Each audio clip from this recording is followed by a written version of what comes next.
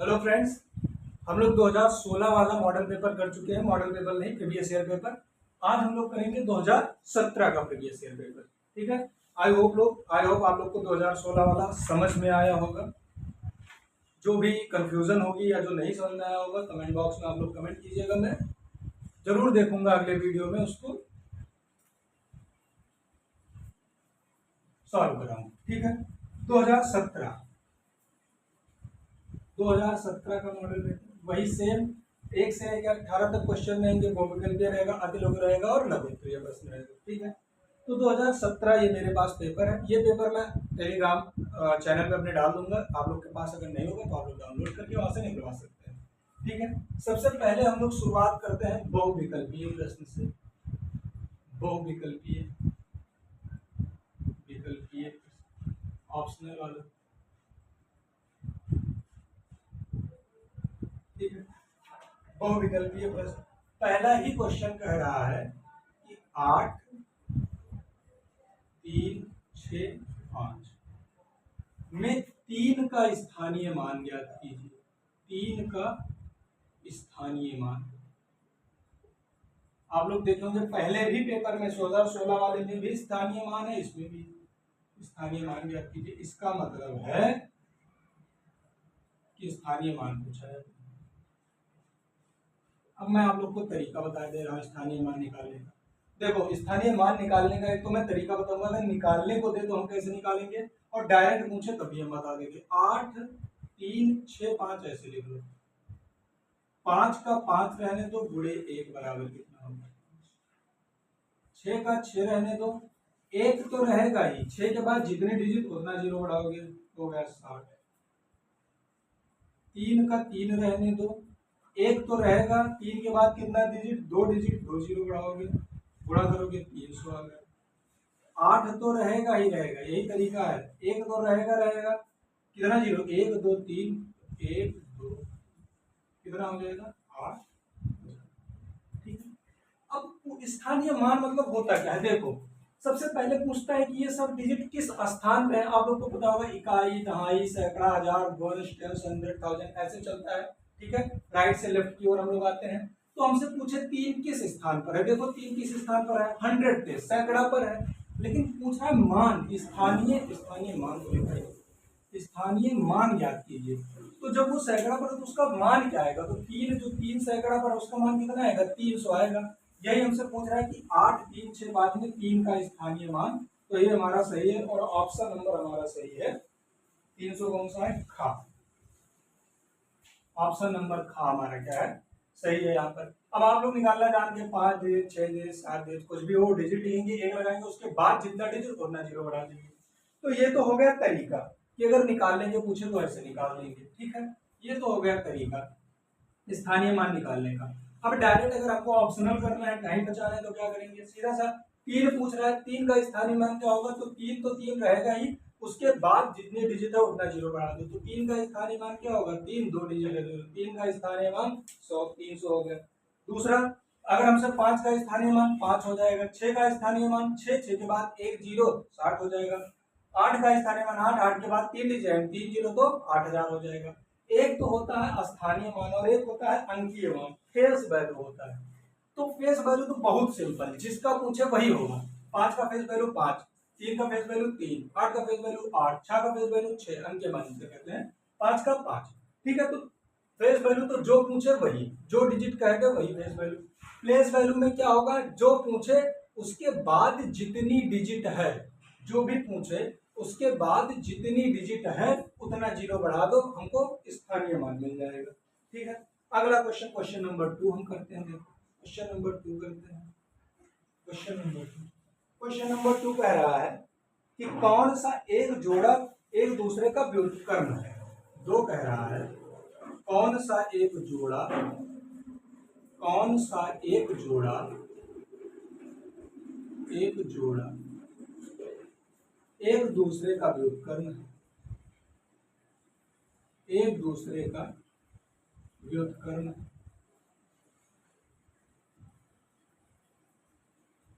कौन सा एक जोड़ा एक दूसरे का व्युत्क्रम है। ऑप्शन देखो तो ऑप्शन से ही पता लगेगा। क्योंकि ऑप्शन में तो वही होता है 1/3 3/2। दूसरा ऑप्शन क्या है 1/5 5/10। तीसरा ऑप्शन क्या है 5/6 6/5। 4/8 सीधा सा मतलब है व्युत्क्रम माने उल्टा। कौन एक दूसरा का व्युत्क्रम है? अच्छा 1/3 को उल्टा करेंगे तो 3/1 आएगा, तो ये तो होने से रहा। 5/6 को उल्टा करेंगे तो 6/5 आएगा। पता चल गया हमको, यही आंसर होगा। व्युत्क्रम माने उल्टा। 5/6 को पलट दो 6/5 आ जाएगा। अच्छा 1/5 को पलटेंगे तो 5/10 आएगा, 5/1 आएगा, ये भी नहीं होगा। 4/8 को पलटेंगे तो 8 क्या आ जाएगा 4 आ जाएगा, तो ये भी नहीं होगा। तो यानी हमारा आंसर नंबर थर्ड जो है वो क्या है हमारा तीसरा।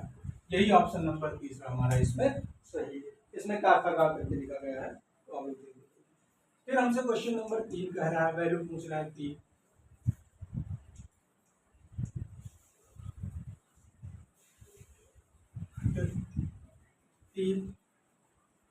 कह रहा है 2.4 2.4 और 0.5 का मान ज्ञात कीजिए। का मान है, ऑप्शन दिया हुआ है। तो कभी भी गुणा पूछे पॉइंट में कुछ नहीं करना है, पॉइंट को हटा दो, गुणा कर दो। ठीक है, आप लोग ऐसे ना समझ पाओ भैया तो 0.5 लिख लो, वैसे आगे 0 लिखने का कोई मतलब होता नहीं। गुणा करो 5 चौक 20 की 0 कह लिया आया 2, 5 दूनी 10 और 2 12, 0 0 0 0 0 0 0 2 1। तो उत्तर हमारा कितना आ गया 120। अब हमको ये देखना है कितने डिजिट बाद पॉइंट है। एक डिजिट बाद यहाँ है और एक डिजिट बाद यहाँ, यानी कितने दोनों मिला के 2 डिजिट बाद पॉइंट है। इसमें 2 डिजिट बाद लगा दो, 1 और 2, तो हमारा उत्तर यही सही हो जाएगा। और उत्तर नंबर क्या है ये खा है। तो हमको क्या करना है, सबसे पहले पॉइंट हटा के गुणा कर लेना, कोई भी दिक्कत है तो सबसे पहले पॉइंट हटा के क्या कर दो गुणा कर दो, बाद में पॉइंट गिन के लगा दो। 2 डिजिट बाद है 2 डिजिट बाद, एक डिजिट बाद यहाँ है एक डिजिट बाद यहाँ है, तो सीधा सा मतलब 1 और 1 2 डिजिट बाद 2 डिजिट बाद में लगा दो, तो हमारा उत्तर 1.20 आ गया। ठीक है, इसको 1.2 भी कह सकते हैं। अगला क्या है क्वेश्चन नंबर 4, इसमें भी वैल्यू पूछा है। क्वेश्चन नंबर 4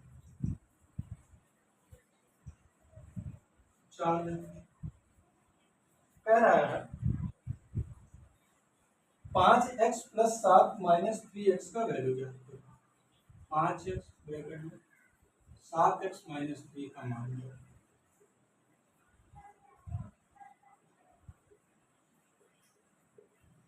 देखो सॉल्यूशन सॉल्व करो।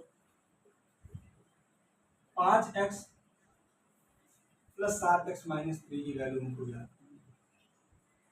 तो 5x तो ऐसे लिखा रहेगा।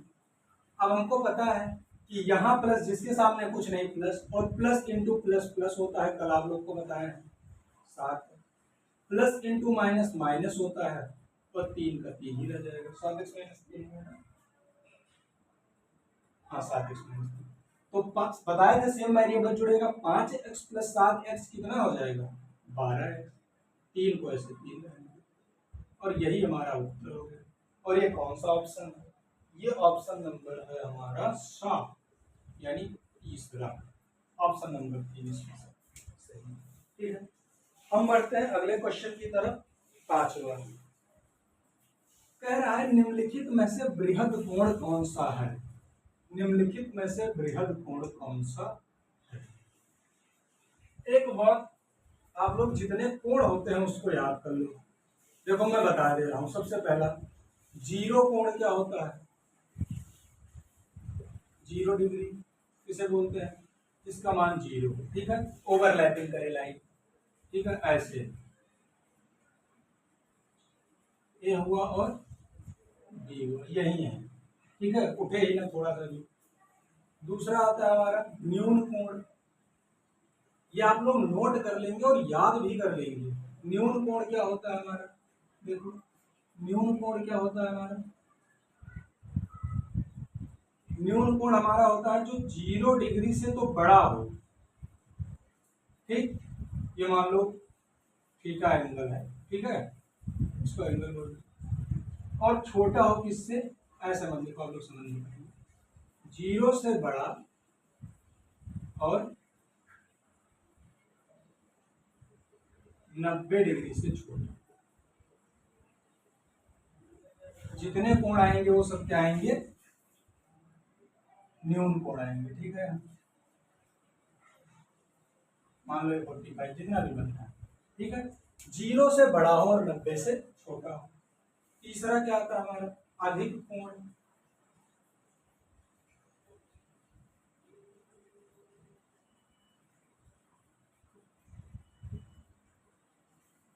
नब्बे से बड़ा हो और 180 डिग्री से छोटा हो। जैसे 90 से थोड़ा बड़ा,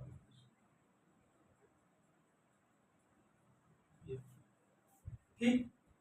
चौथा आता है हमारा, ये आप लोग नोट कर लेंगे और याद भी कर लेंगे, सरल कोण। 180 डिग्री के कोण को सरल कोण, सरल कोण ना, सीधा सा यही बस, ए और बी यहाँ आके बने ओवरलैपिंग में, ठीक है। यहाँ तो उठेगा ही नहीं, तो 0 हम कुछ भी एंगल नहीं बना है। यहाँ ऐसे एंगल बनेगा, ये ऐसे भी कह सकते हो उसको, यहाँ बीच में बनना है 180 डिग्री, ठीक। अरे ये 90 पूरा 90 डिग्री ऐसे होता है भैया, इसी को लाओ फैला दो, यहाँ कर दो, ये 180 हो जाएगा, इसको उल्टा दो बीच में, ठीक। तो पूरा हो गया सरल कोण। उसके बाद में पांचवा, सरल कोण के बाद आता है बृहद कोण, रिफ्लेक्स एंगल जिसको बोलते हैं। 180 से बड़ा, इसको मिटा लेते हैं, और 360 से छोटा।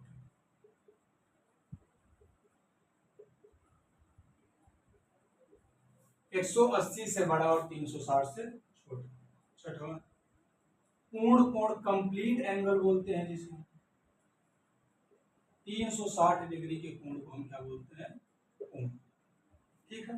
तो ये चीजें आप लोगों को याद होनी चाहिए। अब हमसे पूछा है निम्नलिखित में बृहद कोण कौन सा है, ठीक है। ये आप नोट कर लीजिएगा और याद कर लीजिएगा इसको। देखिए याद कर लीजिएगा, अगर हम कह दिए तो कर लीजिएगा, रट लीजिएगा इसको, क्योंकि इससे क्वेश्चन पूछा जरूर जाएगा और रटा होना चाहिए। अगर आप नहीं जानते तो गलत कर देंगे, जानते तो कुछ है ही नहीं, ठीक है। 4 हमको दिया है क्वेश्चन नंबर, अगर हम चौथे की बात करें तो हमको 4 कोण दिया है। पहला कोण है हमारा 135, दूसरा है हमारा ख, अगर मान ले इसको हम, ख हमारा दिया हुआ है 88 डिग्री, ग हमारा दिया हुआ है 305 अंश, तो गा गा घा जो भी है वो दिया हुआ है हमारा 180। अब बता दो इसी समय, 135 क्या हो जाएगा भैया, 90 से बड़ा 180 से छोटा अधिक कोण, 88 90 से छोटा न्यून कोण, 305 180 से बड़ा 360 से छोटा बृहद कोण। यही पूछ रहा है बृहद कोण कौन सा है, निम्नलिखित में बृहद कोण 305 180 सरल कोण। तो हमारा ऑप्शन कौन सा सही, गा सही है, 305 हमारा सही। अब हम पढ़ते हैं, आई होप आप लोग ये अच्छे से समझ गए होंगे। हम लोग पढ़ते हैं लघु उत्तरीय प्रश्न, अति लघु उत्तरीय प्रश्न, ठीक है। 2 विकल्प के तो हो गया हमारे पास। अब हम बढ़ते हैं अति लघु उत्तरीय प्रश्न की ओर। अति लघु उत्तरीय,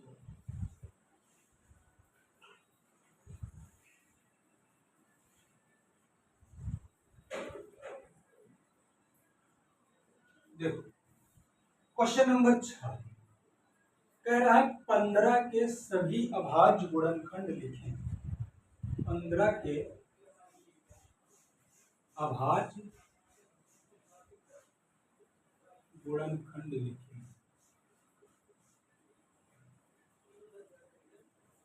तो सबसे पहले हमको जानना होगा अभाज्य संख्या क्या होती है।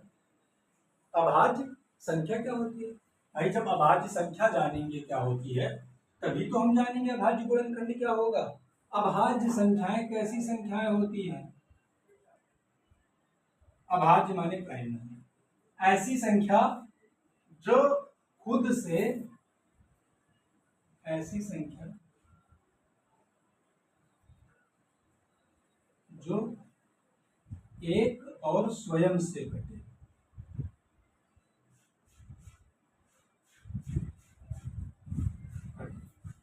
वो संख्याएं अभाज्य संख्याएं कहलाती है। जैसे 3 हो गया, 5 हो गया, 7 हो गया, ये सारी संख्याएं क्या कहलाती हैं? अभाज्य संख्या कहलाती है। जो एक से घटे और स्वयं से घटे, बाकी किसी से ना घटे। एक से घटे और स्वयं से घटे, बाकी और किसी से ना घटे, तो वो संख्याएं क्या कहलाती हैं? अभाज्य संख्या कहलाती है। अब 15 का गुणनखंड कह रहा है, यानी इसको तोड़ो। 15 को क्या कह रहा है? तोड़ दो। तो 15 को तोड़ने का मतलब कि ये किससे मिलकर बना हुआ है? किससे मिलकर बना हुआ? तो प्राइम फैक्टराइजेशन मेथड है, कल भी करवाए थे आपको।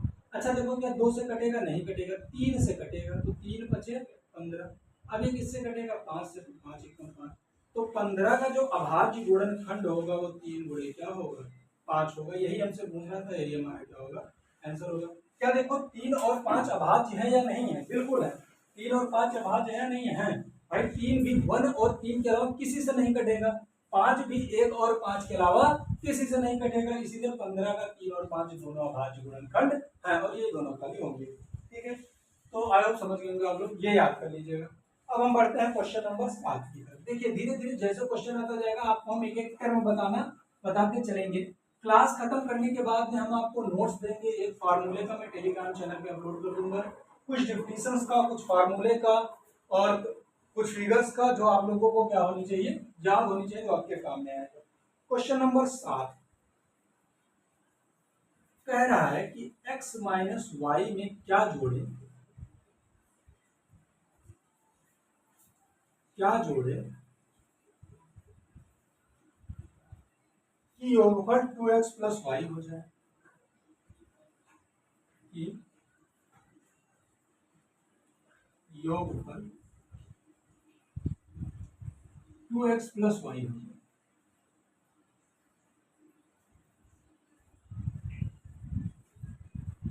अच्छा देखो, ये थोड़ा अलजेब्रिक करके दिया हो तो चाहे आप लोग को ना समझ में आता हो, मैं सिंपल सा बताता हूँ। कह रहा है 2 में क्या जोड़े कि 5 हो जाए। बताओ, 2 में 3 जोड़ दो 5 हो जाए। 3 में क्या जोड़े कि 7 हो जाए। 3 में 4 जोड़ दो 7 हो जाए। यही कह रहा है x माइनस वाई में हम क्या जोड़ दें कि 2x प्लस वाई हो जाए। मान लीजिए a जोड़ दें, माना a जोड़ दें, तो अकॉर्डिंग टू क्वेश्चन, प्रश्नानुसार x माइनस वाई, इसमें हम क्या जोड़ दें? a जोड़ दें, किसके बराबर हो जाए? 2x प्लस वाई के बराबर हो जाए। भाई खुद ही कहा है ये कि हम x माइनस वाई में क्या जोड़ दें कि ये हो जाए। तो भाई x माइनस वाई में हम a जोड़ दिए कि ये हो गया। अब ये हो गया मतलब इसके बराबर हो गया, तो x माइनस वाई में हम क्या जोड़ देंगे? देखो, चाहो तो डायरेक्ट पूरा टर्म लेके चले, जो नहीं समझ पा रहे हो तो ऐसे लिख लो, x माइनस वाई प्लस ए बराबर कितना हो जाएगा? 2x plus. अब x उधर लेके जाओ और y उधर लेके जाओ, दोनों 2x प्लस वाई ऐसे रहेंगे। ये x इधर प्लस है, इधर आएगा माइनस हो जाएगा। जब बराबर के इधर उधर ले जाते हैं तो साइन चेंज होता है। ये y माइनस है, उधर जाएगा y प्लस हो जाएगा। ये बराबर 2x और माइनस x, 2x में से एक x निकाल दोगे, x बचेगा। 1y प्लस 2y कितना हो जाएगा? 1y और 1y प्लस 2, यानी a बराबर कितना है? x plus 2। अतः क्या जोड़ना पड़ेगा हमको? अतः x प्लस 2y जोड़ना पड़ेगा, जोड़ना पड़ेगा। अब मिला लो, हमारा आंसर सही है कि नहीं। आ जाओ इधर बगल में, x माइनस वाई में हमको ये जोड़ देंगे तो ये आ जाएगा। जोड़ के जरा देखो, x माइनस वाई है, प्लस क्या जोड़े हैं? x प्लस 2y ही तो हम जोड़े हैं भैया। तो x और x 2x हो गया, और 2y में 1y निकाल दे तो प्लस y हो गया, क्योंकि बड़ा 2 है तो साइन दो करेगा। यही तो आ गया। और यही तो ये भी कह रहा था कि क्या जोड़ोगे तो ये आ जाएगा। तो हम बता दिए x प्लस 2y जोड़ेंगे तो हमारा क्या आ जाएगा? x प्लस 2y आ जाएगा, वो 2x प्लस y आ जाएगा। ठीक है, अब ऐसे पूछे क्या घटाएंगे तो ये आ जाएगा, तो मान लेंगे a घटाएंगे तो आ जाएगा। देखो, यहाँ पर हम x y नहीं ले सकते हैं, बिल्कुल। a भी हमारा वेरिएबल है, क्योंकि एक्स वाई के टर्म में हमको क्वेश्चन दिया गया तो हम एक्स वाई नहीं ले सकते हैं, ठीक है। एक्स वाई आप बन दीजिएगा, A B C D E F G में से कुछ भी ले लीजिए, ठीक। तो ये दो नंबर हमारे आंसर का। तो 8वें की तरफ बढ़ते हैं। जो क्वेश्चन मैं करवाऊं आप लोग करिए, देखिए, फिर 2-3 बार उसको प्रैक्टिस कीजिए, फिर अपने आप क्वेश्चन आप लोगों को आने लगेंगे। देखिए टाइम 1 घंटे रहते हैं ना, कम है, देखो कम तो भाई बिल्कुल नहीं, जिसको मैथमेटिक्स आती है उसके लिए ये सिर्फ 15 से 20 मिनट का पेपर रहता है, लेकिन ज्यादा भी नहीं है जिसको नहीं आता है।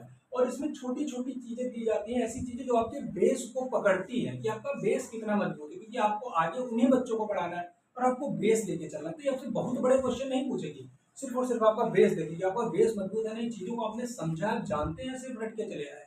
तो यही चीजें देखने के लिए तो आप जब बार बार प्रैक्टिस करेंगे चीजों को, फार्मूले बार बार पढ़ेंगे और डेफिनेशंस बार बार पढ़ेंगे तो आपको चीजें आ जाएंगी, और ये जरूरी है, पढ़ना पड़ेगा। अब हम क्वेश्चन नंबर 8 की तरफ चल रहे हैं। 8 क्वेश्चन नंबर आप लोग पेपर से देखिएगा, हम लिख भी दे रहे हैं। यदि किसी चतुर्भुज की, यदि किसी चतुर्भुज की, यदि किसी चतुर्भुज की चारों भुजाएं बराबर हैं, चारों भुजाएं बराबर हैं,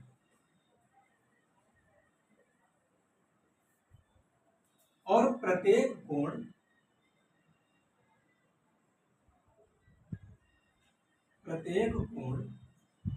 90 अंश का हो,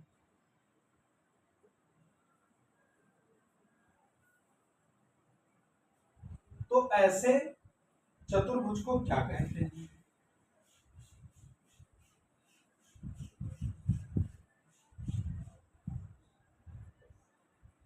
क्या कहते हैं?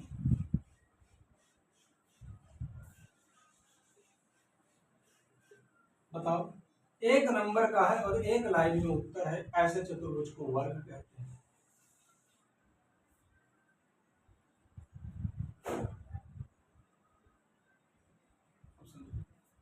ये डिफिनीशन ही तो दिया है भैया, किसी चतुर्भुज की चारों भुजाएं बराबर हो, ए बी बराबर बी सी बराबर सी डी बराबर डी ए, तथा प्रत्येक कोण 90 अंश का हो, ये भी 90 अंश का, ये भी 90 अंश का, ये भी 90, तो ऐसे चतुर्भुज को क्या कहते हैं? ऐसे चतुर्भुज को वर्ग कहते हैं। हमको एक आंसर में लिख देना है, वर्ग कहते हैं, कहानी खत्म। लेकिन ये डिफिनीशन आपको याद होना चाहिए।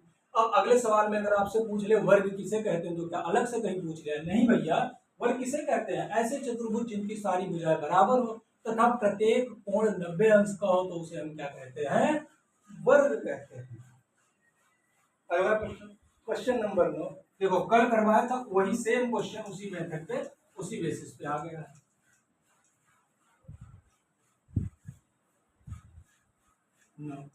क्वेश्चन नंबर 9,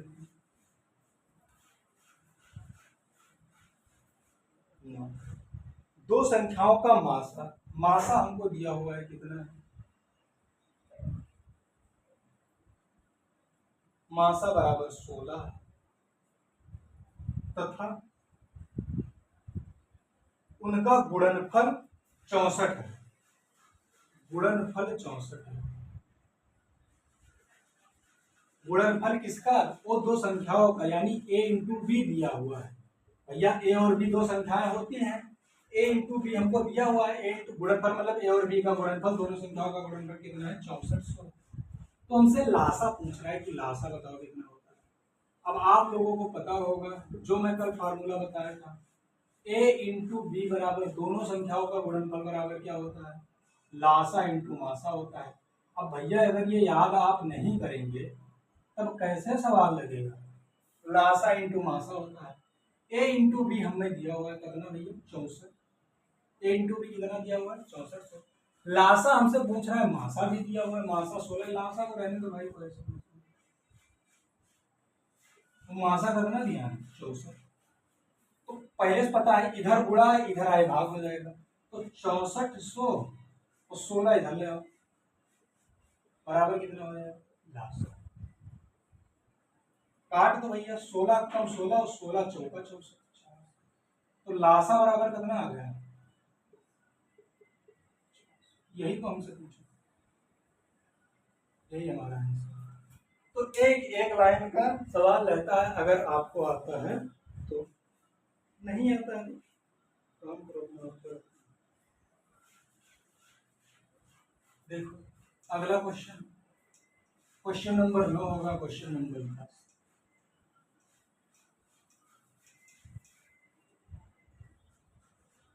क्वेश्चन नंबर 10 का क्वेश्चन नंबर 10 कह रहा है 3 अंकों की सबसे बड़ी संख्या की उत्तरवर्ती संख्या लिखिए, यानी जस्ट भाग। ठीक है, सक्सेजर पूछ रहा है, जस्ट भाग संख्या। 3 अंकों की सबसे बड़ी संख्या क्या होती है भैया? 3 अंकों की सबसे बड़ी संख्या,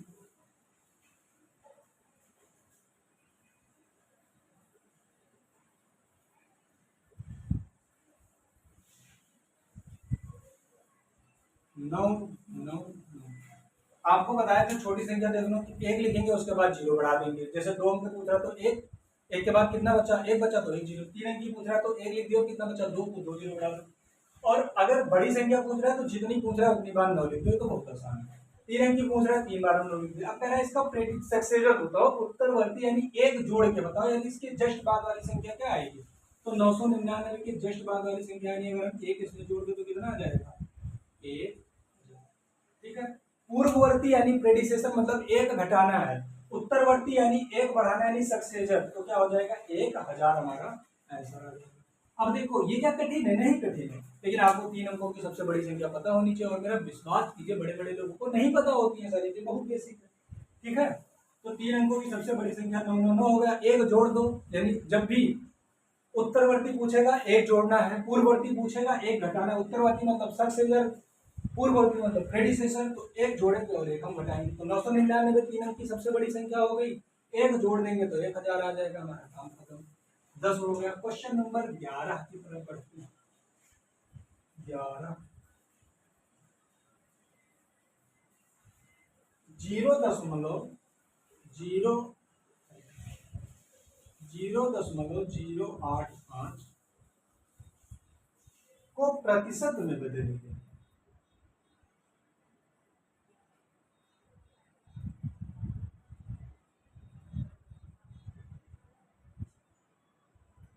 किसी भी संख्या को प्रतिशत में बदलना है, एक काम 100 से होगा। 0.085 को 100% से गुणा। ठीक, तो कितना हो जाएगा? 100 से गुणा कर दो तो कितना आ जाएगा? 100 से गुणा कर दोगे तो कितना आ जाएगा? 8500। वही जो गुणा का नियम बताया है। कितने डिजिट बाद पॉइंट है? 1 2 3 3 1 2 3, 8.5%।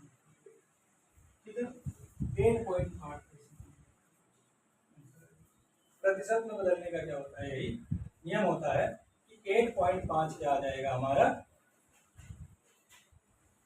आंसर आ जाएगा।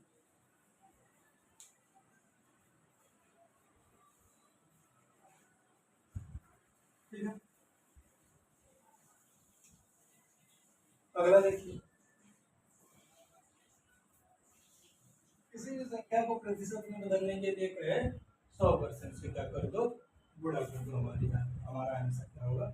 आ जाएगा 100% से। हमारा आंसर क्या होगा? आ जाएगा। ठीक, तो 8 पॉइंट क्या हो गया? 8.5%।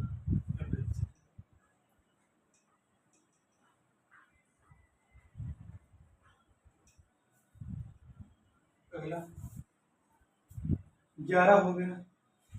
अब चलते हैं हम लघु उत्तरीय प्रश्न की तरफ। 11 हो गया। अब चलते हैं लघु उत्तरीय प्रश्न की तरफ। अति लघु को भैया लघु। क्वेश्चन नंबर 12 कह रहा है पटरी और प्रकार की सहायता से 90 अंश का गुणन है। कल ही आपको बताए थे 15 हो गया, 30 हो गया, 45 हो गया, 60 हो गया, 90 हो गया, 120 हो गया, 135 हो गया, 360, 180, ये सब हमको बनाना पटरी प्रकार से आना चाहिए।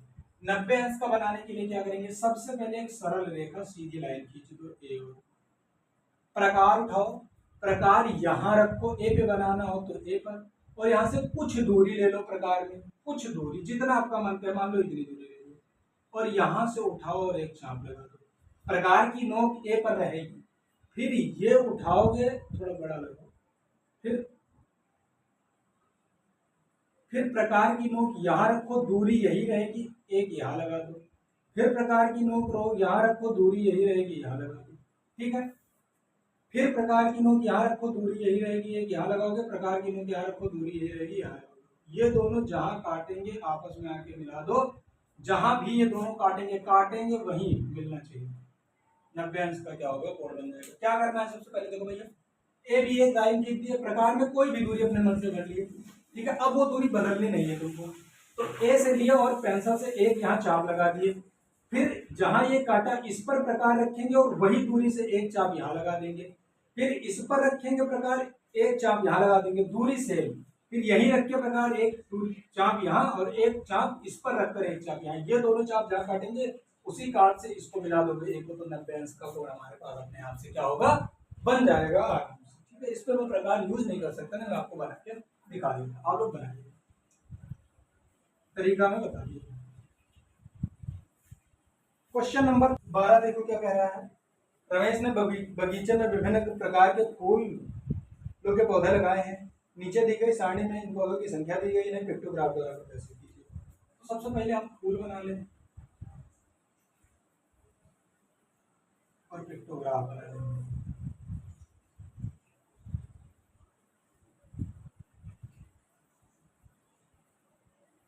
पौधे हैं, फूलों के पौधे, उनकी संख्या है, तो ये पिक्टोग्राफ।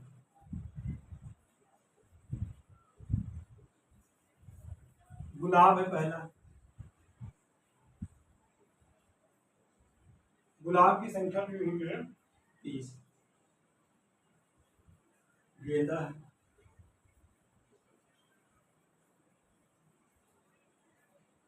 गेंदा की संख्या 25। जूही, जूही की संख्या दी हुई है 10। डहेलिया,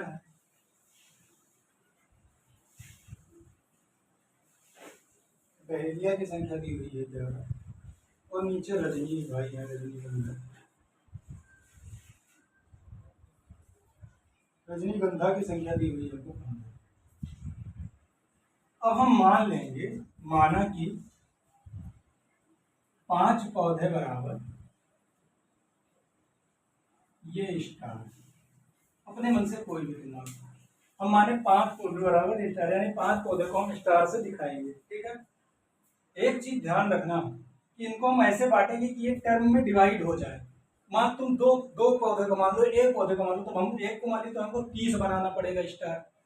अगर हम दो को मान ले तो 15 बनाए, तो इसलिए इतना संख्या मानते कि हमको कम स्टार बनाना पड़े या कम चित्र हमको बनाना पड़े। तो 30 मान लिया, 5 36 यानी 6, 5 स्टार, 5 36 6 स्टार बनेंगे। देखो 5 5 10 15 20 25 हो गए। 25 का 5 बनेगा, 5 10 15 20, 5 स्टार बने थे, 5 5 10 5 15 5 20, क्योंकि अब 5 वाले बराबर 1 स्टार माने। 10 का 5 और 5 10,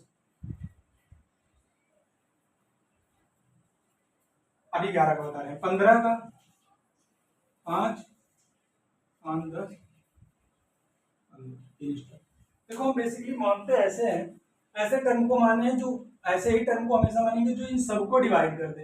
लेकिन यहाँ 11 देखो प्राइम नंबर है, तो 11 का और कोई गुणनखंड 1 और 11 के अलावा तो हो नहीं सकता, ठीक। तो अगर हम 1 मानते तो हमको बहुत बड़ा बनाना पड़ेगा, 30 तो बनाना पड़ेगा, तो 1 तो नहीं मानेंगे, 5 मानेंगे। तो इसका इलाज कैसे निकालें, तो इसको हम 10 + 1 तो लिख सकते हैं, तो यानी 5 और 5, 10 के लिए तो 2 हो गया, बाकी बचा 1। अच्छा 5 पौधे के लिए 1 स्टार है, तो 1 पौधे के लिए क्या होगा, 1/5 स्टार, यही तो होगा। तो हम क्या बना देंगे, +1/5 स्टार, बस इसको ऐसा करेंगे। यही हमारा क्या हो गया, पिक्टोग्राफ हो गया।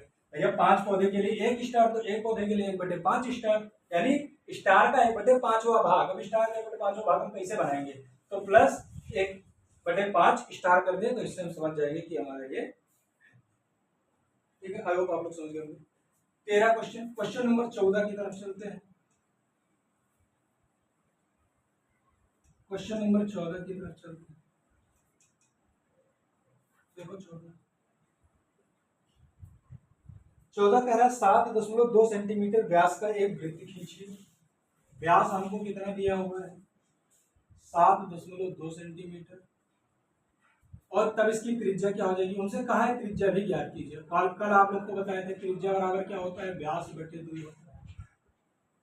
तो 7/0.2 काटो इसको, 2 3 6 और 2 6 3.6 सेंटीमीटर आ गया। एक तो त्रिज्या हमारी निकल आई 3.6 सेंटीमीटर, पृथ्वी में दूरी बनो, कोई केंद्र ना वो उठा के खींच दो, तो वो 7 सेंटीमीटर का क्या होगा, आराम से आपका वृत्त बन जाएगा। जो भी बनेगा वो 7.2 सेंटीमीटर का।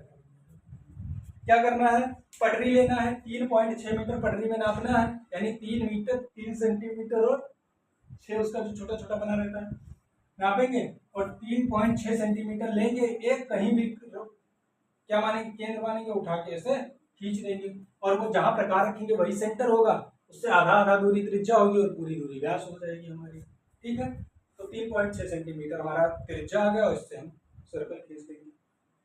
15 देखो कह रहा है, 15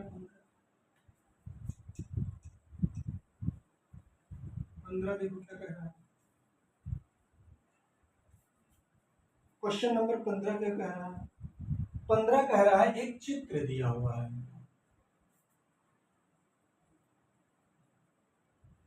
ए बी सी डी, कह रहा है ये 6 सेंटीमीटर, ये 3 सेंटीमीटर है, ये 6 सेंटीमीटर और ये 3 सेंटीमीटर। कह रहा है ये एक चतुर्भुज है, कह रहा है एक आयत है, चतुर्भुज मतलब एक रेक्टेंगल है, चतुर्भुज तो ये एक रेक्टेंगल है जिसका A B B C C D 4 भुजाएं हैं, 2 भुजाएं 6 सेंटीमीटर है, तो आयत वही होता है जिसकी आमने सामने की भुजाएं बराबर, प्रत्येक कोण 90 डिग्री का। ठीक है, कह रहा है इसका परिमाप ज्ञात करो। तो आयत का परिमाप, अब भूलना मत कभी, आयत का परिमाप यहीं से याद कर लो फॉर्मूला। आयत का परिमाप होता है 2 गुणे लंबाई प्लस चौड़ाई, एल प्लस बी। लंबाई हमारी ये हो गई, चौड़ाई ये होगी, 2 ऐसे रहने दो। लंबाई कितनी है भैया हमारी 6 है, प्लस चौड़ाई कितनी है 3 है, 2 इंटू 6 3 कितना हो जाएगा 9 9 18 सेंटीमीटर हमारा क्या गया परिमाप आ गया। तो आप लोग को पता होगा कि ब्रैकेट के बाहर उड़ा रहता है, तो 2 6 प्लस 3 9 9 क्या हो जाएगा 18 हो जाएगा। ठीक, 16 क्वेश्चन क्या कह रहा है, देखो 16 क्वेश्चन नंबर 16 क्या कह रहा है, देखो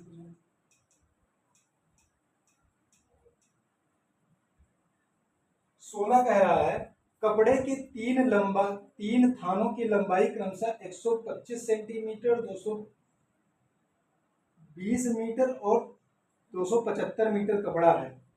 बड़ी से बड़ी फीता का बताइए। देखो 125 सेंटीमीटर गलत दिया, 125 मीटर। जब ये ऐसे सवाल आएंगे तो सारे जो यूनिट होंगे वो एक में होंगे, या तो सेंटीमीटर होगा या तो क्या होगा मीटर होगा। और 125 सेंटीमीटर का कौन सा कपड़े का थान होता है भाई, 125 सेंटीमीटर ज्यादा से ज्यादा इतना हुआ, इतना कौन सा कपड़े का थान होगा, तो यहाँ 125 मीटर होगा, इसमें गलत लिखा हुआ। तो कपड़े का थान दिया है 3, पहले कपड़ा पहले थान की लंबाई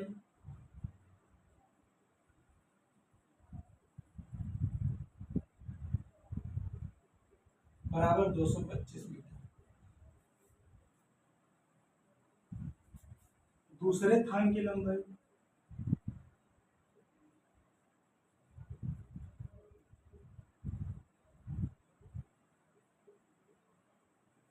220 मीटर, और तीसरे थान की लंबाई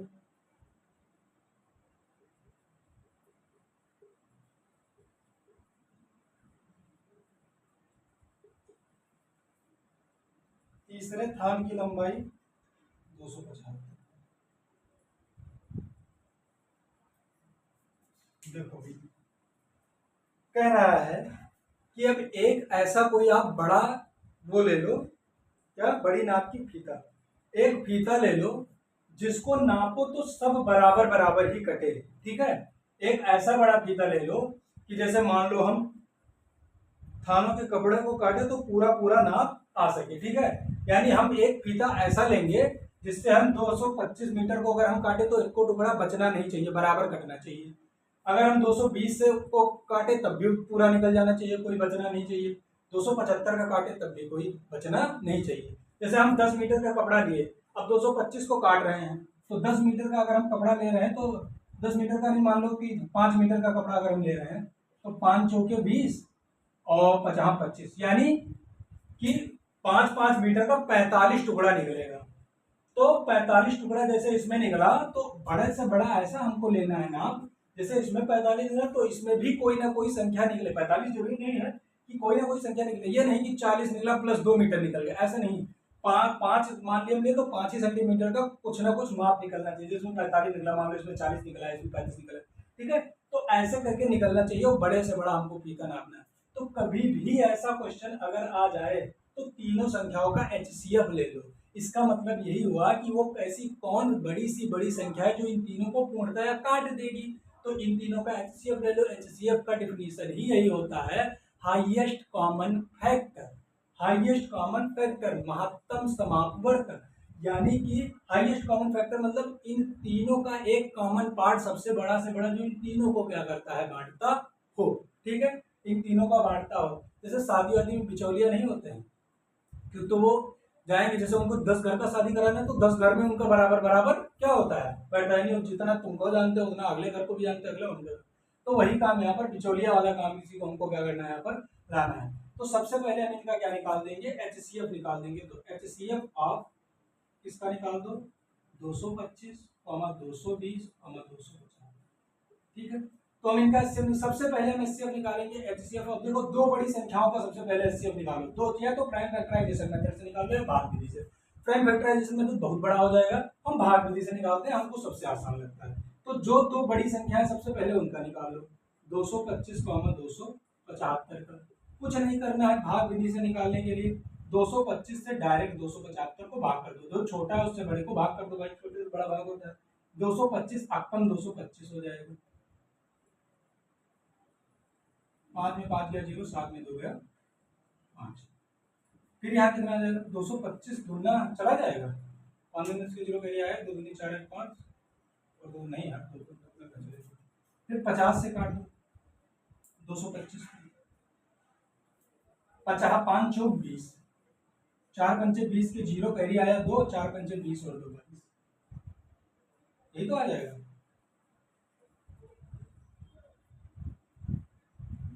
किससे काटोगे, 50 से ना, 50 से काटो, 5 0 0 5 20 की करेगा, ठीक है। तो 5 निकल आया, 2 में 2 कर 5, 5 1 5, 5 0 क्या, यानी इन दोनों का HCF अगर हम निकाले तो कितना आ गया 5।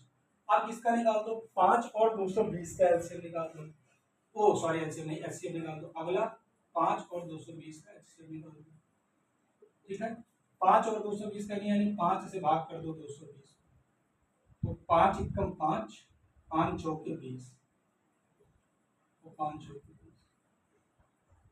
अच्छा, ये HCF निकालने के लिए देखो, HCF निकालना भाग विधि से कैसे करना है, इसको ऐसे कर दिए, फिर 50 आ गया, जैसे एक सॉल्व हो जाए फिर 50, जैसे यहाँ छोटा आ जाए इससे, इसको इससे भाग करेंगे, फिर छोटा आएगा इसको इससे भाग करेंगे, तब तक ऐसे करते जाएंगे जब तक 0 ना आ जाए। यहाँ 0 आ गया 5, यानी अगर हम तीनों को दोनों को निकाले तो इसका भी 5 आ रहा है, इसका भी 5 आ रहा है, यानी HCF ऑफ 2 2 5 2 2 0 और 2 7 कितना आ गया 5।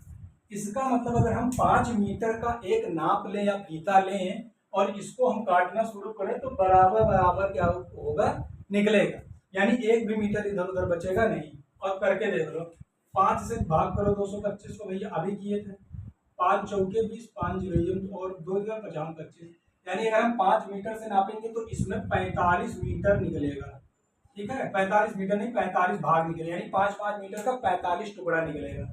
अगला अगर हम 220 का देखें तो 220 का देखें तो 220 भागी कितना हो जाएगा, 5 से काट दो, 5 चौके 20, 5 चौके 20 और इधर कितना गया 2, 5 चौके 20, इसमें कितना निकलेगा 44 भाग निकलेगा। और 275 को काट दे तो 5 से 50 25 और 50 25 यानी 55 भाग निकलेगा इससे, यानी इससे कितना निकलेगा 45 भाग, इससे 40 भाग और इससे 55 भाग निकलेगा। एक भी मीटर इधर उधर हमारा बचेगा नहीं और बचना भी नहीं चाहिए, ठीक है। तो यही ये पूछ रहा था कि कितना निकलेगा, वो बड़ा से बड़ा कौन सा फीता हम लें। तो हम 5 मीटर का लेंगे, बड़े से बड़ा, तो 5 मीटर का फीता लेंगे, 5 मीटर का फीता लेंगे। समझ में आया? 5 मीटर का हम फीता लेंगे। ठीक है, तो आप लोग ये समझ गए होंगे और निकालना सीख लीजिए। उसके बाद में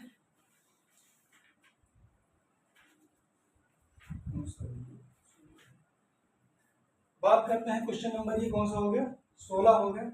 क्वेश्चन नंबर 17 की बात करते हैं।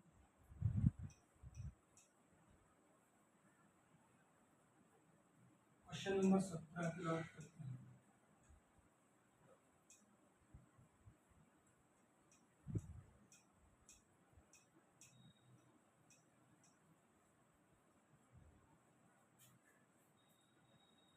एक परीक्षा में 75% बच्चे उत्तीर्ण हुए। देखो 17 कह रहा है 75% बच्चे उत्तीर्ण हुए, यदि परीक्षा में 1500 बच्चे, कुल छात्र कितने हैं पहले?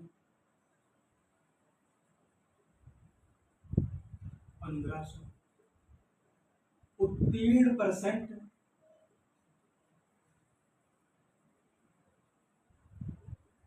उत्तीर्ण प्रतिशत कितना है? बराबर 75% बच्चे उत्तीर्ण। तो हमसे पूछा अनुत्तीर्ण बताओ, तो उत्तीर्ण बच्चे निकालो पहले। उत्तीर्ण बच्चों की संख्या या उत्तीर्ण छात्र निकालो। 75%। अच्छा, किसका 75% है भैया? किसका 75? 1500 का ही तो 75% बच्चे उत्तीर्ण हुए हैं, तो 1500 का 75% निकाल लो। 75%, 1500 का 75% ना, 75%। पहले ही हम बताए थे का मतलब गुणा, और परसेंट को हमेशा बटे में लिख देते हैं, 0 से 0 गुणा करो। 15 बचे 75 के 5 करिए आया 7, 15 सत्ते 105, 105 और 7 112, यानी इतने बच्चे उत्तीर्ण हुए हैं। तो अनुत्तीर्ण बच्चे कितने होंगे?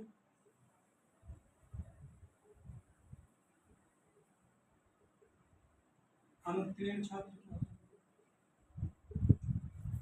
देखो समझ लो पहले भैया, कुल छात्र 1500 हैं, उसमें से 75% बच्चे जो छात्र हैं वो क्या हुए हैं, उत्तीर्ण हो गए हैं। तो हम उत्तीर्ण छात्र पहले, अभी ये प्रतिशत क्या उत्तीर्ण छात्र निकालेंगे, किसके 75% बच्चे, इसी 1500 में, जो 1500 के जो 75% बच्चे हैं वो उत्तीर्ण हो गए, तो कितने बच्चे अनुत्तीर्ण हुए? परसेंट नहीं पूछा है, कितने बच्चे, अगर परसेंट नहीं पूछता तो 75% उत्तीर्ण, तो 25% अनुत्तीर्ण हो गए, लेकिन वो बच्चों की संख्या पूछ रहा है कि कितने छात्र अनुत्तीर्ण हुए, संख्या बताओ। तुमको पहले निकालना पड़ेगा कि उत्तीर्ण छात्र कितने हैं। तो 1500 के 75% उत्तीर्ण हो, यानी 1125 बच्चे, 1500 में से 1125 बच्चे उत्तीर्ण हो गए, यानी पास हो गए। तो फेल कितने होंगे भैया? 1500 में 1125 निकाल दो, जो बचेंगे वही फेल होंगे। 10 में 5 गया 5, यहाँ बचा 9, 9 में 2 गया 7, यहाँ बचा 4, 4 में 1 मिनट, यानी 375 बच्चे क्या होंगे, फेल हो गए। 10 में 5 गया 5, यहाँ बचा 9, 9 में 2 गया 7, यहाँ बचा 4, 4 6 नहीं यार, 1500 में 10 में 5 गया 5, सही तो है, हाँ 1 में गया 0। 10 में 5 गया 5, 9 में 2 गया 7, यहाँ 4, 4 में गया 3, 1 में गया 0। 375 बच्चे क्या हो जाएंगे, वो अनुत्तीर्ण हो जाएंगे। ठीक है, लास्ट क्वेश्चन नंबर 18 पे चलते हैं। क्वेश्चन नंबर 18 पर चलते हैं, लास्ट क्वेश्चन।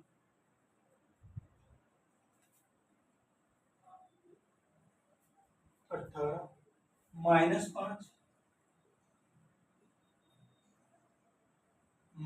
-45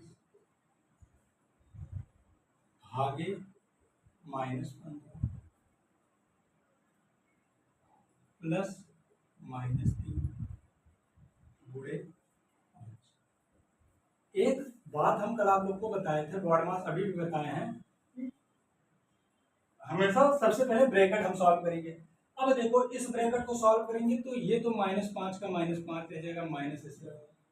अब ये माइनस अंदर गुणा नहीं करेंगे क्योंकि इसमें अभी हम भाग करेंगे।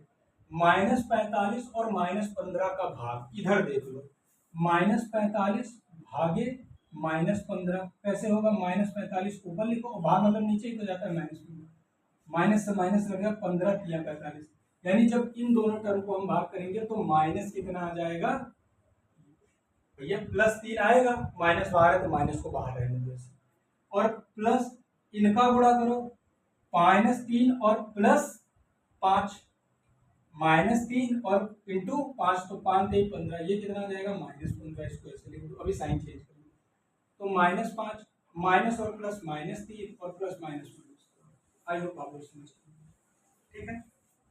हम ये दोनों को, हमें इन दोनों टर्म को भाग करना है, दोनों ब्रैकेट में ब्रैकेट सॉल्व करेंगे, इन दोनों टर्म को भाग करना है तो 45 और 15, 45 और 15 को भाग किए, -45 -15 को भाग किए तो 3 आया भाई, माइनस माइनस कट गया, 3 आ गया, 3 को लिखते हैं बाहर माइनस था, बाहर माइनस कर दिए, प्लस है प्लस कर दिए, 3 और इंटू 5 का गुणा करेंगे तो 5 से कितना हो जाएगा 15, 5 से 15 हो जाएगा, ठीक है।